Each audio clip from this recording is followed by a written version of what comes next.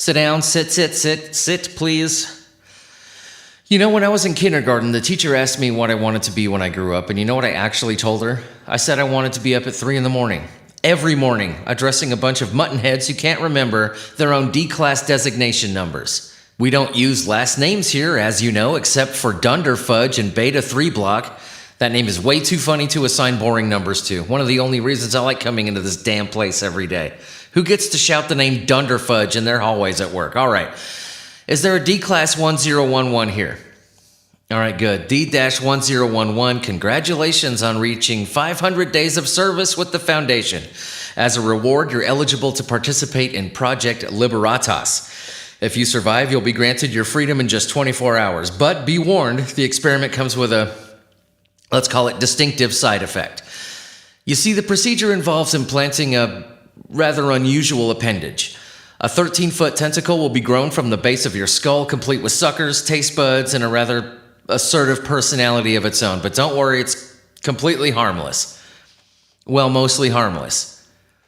All right, fine. It's been known to occasionally drag you into the nearest body of water and try to drown you, but hey, small price to pay for freedom, right? So what do you say, D-1011? Are you ready to take the plunge and become the proud owner of a cephalopod appendage? I would say just follow Lieutenant Sims over there and sign some paperwork and try not to think too much about the whole loss of personal autonomy thing. I know how much you so hate paperwork, letting alone signing it properly, so I already signed you up for it.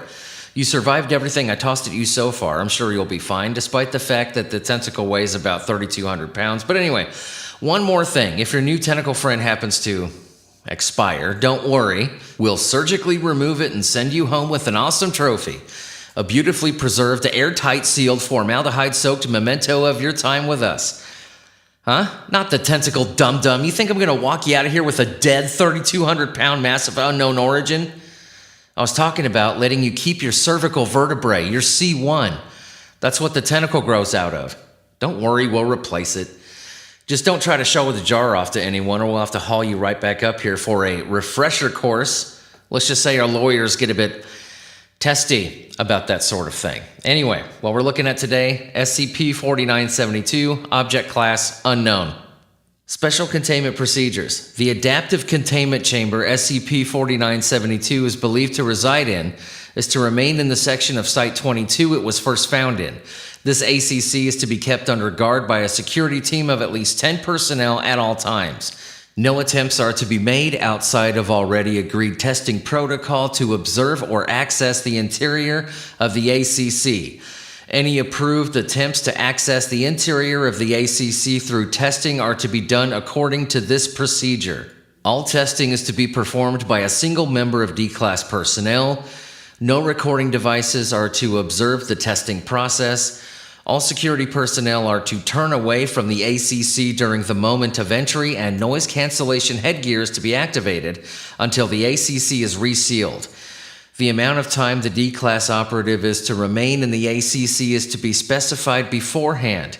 The D-Class operative is not to be released until this time has been reached.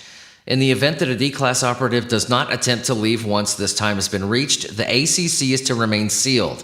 Following emergence from the ACC, the D-Class is to be decontaminated, scanned remotely for bodily anomalies, and interviewed by Dr. Kare. Interview is to take place in a sealed interview room with the interviewer and subject in separated sections. Until the interview has been concluded and the D-Class in question has been confirmed non-compromised, no individuals are to make any form of direct contact with them. Once testing is concluded and all relevant information logged, the D-Class is to be administered Class A amnestic to excise any memory of said test. All information gained from D-Class testing is to be accessed only by Dr. Kare. In the event of his death or otherwise becoming incapable of performing his duties, access is to pass to the next highest ranking member of research personnel. Description: SCP-4972 is an object, entity, or phenomenon presumed to exist within an adaptive containment chamber located at Site-22. Discovery: the existence of SCP-4972 was first discovered during a routine system scan of Site-22. It was discovered that since previous checks had been performed, an unused section was draining large amounts of power from the site's generators.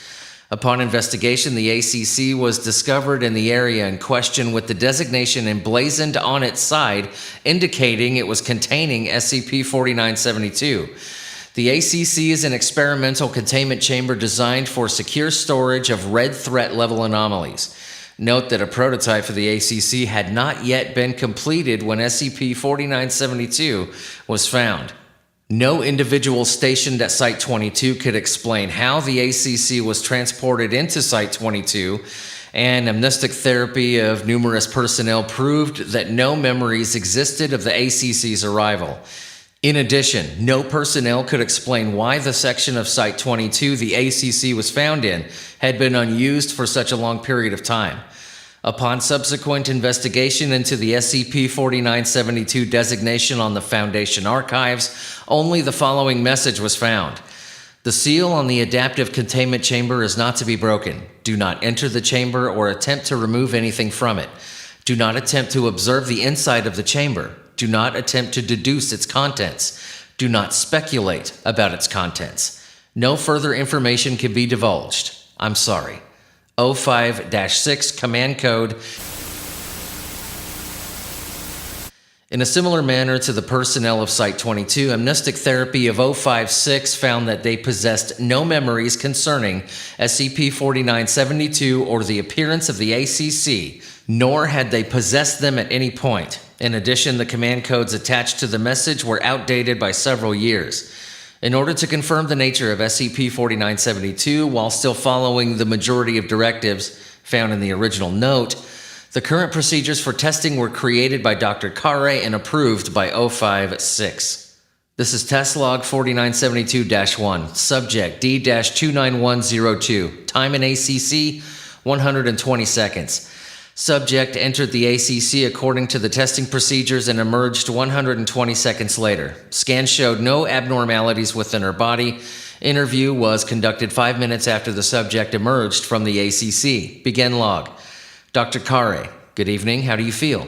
For brevity, D-29102. I'm not going to say that every fucking time. I'm just going to say D. D. Fine, I guess. Why'd you have me go in there anyway?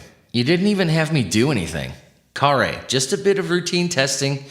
Can you tell me exactly what you saw in there? D. Well, just a room, right? Kare, a little more specific, please? D. Oh, right. Well, kind of a squarish room, all lit up by this one light in the ceiling. The walls were covered by this kind of, I don't really know how to describe it, bubble wrap? Kare, that would be the adaptive membrane. Yes, that fits with the schematics. Anything else? D. Nothing much. I just kind of stood around for 2 minutes, then knocked on the door like you said. I guess there was kind of a snarky breakfast noise, but that was it. Kare, a what? D, a snarky breakfast noise. Why? Kare, oh, sorry. I thought you said something else. D, so there anything else?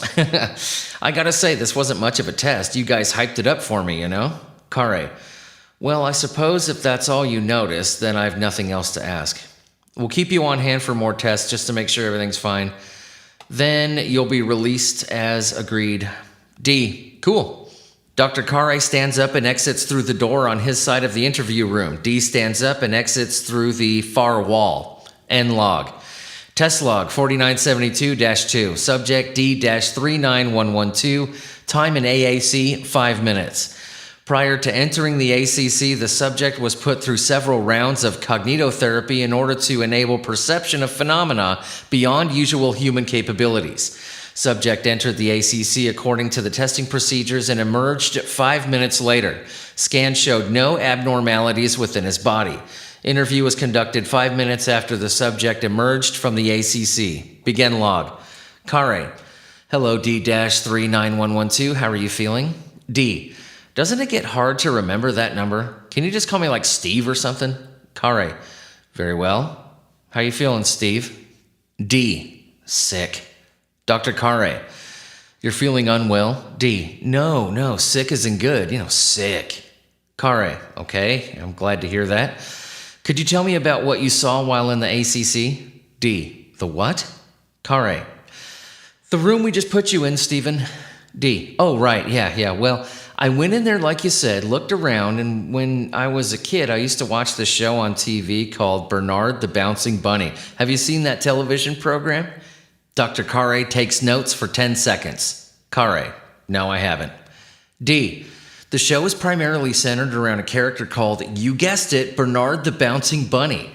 He's a playful rabbit with an identical spot on both his ears. He's prone to getting into all sorts of mischief, including Percy the police pooch, as well as a giant spider that remains unnamed by the producers to this day.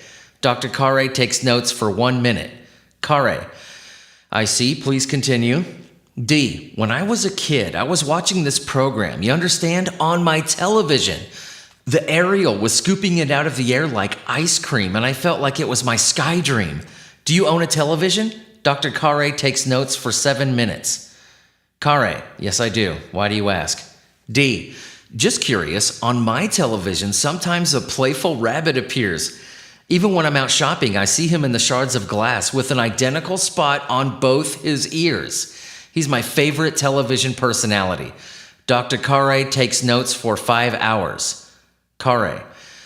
I'm sorry, what was the bunny's name? D. Bernard.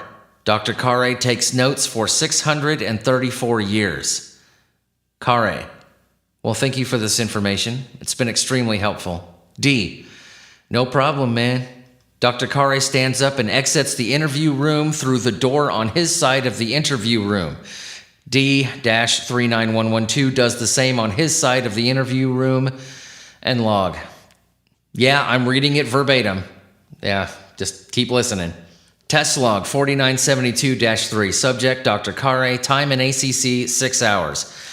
During a containment breach at Site 22, security personnel assigned to SCP-4972 were reassigned to assist with efforts to stop said breach and secure the facility. Dr. Kare is believed to have entered the ACC in order to conduct unauthorized testing of SCP-4972 at this point. He was released upon the return of security personnel 6 hours later.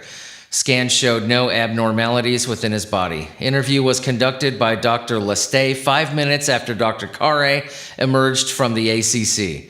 Begin log. Lestay. Why'd you do it, John? I mean, come on. Kare. I had to know. Something was wrong. Lestay. What do you mean something was wrong? I want an actual explanation what the hell you were thinking. You drew up those testing procedures yourself, for God's sake. Kare. Which one is me? Lestay. What?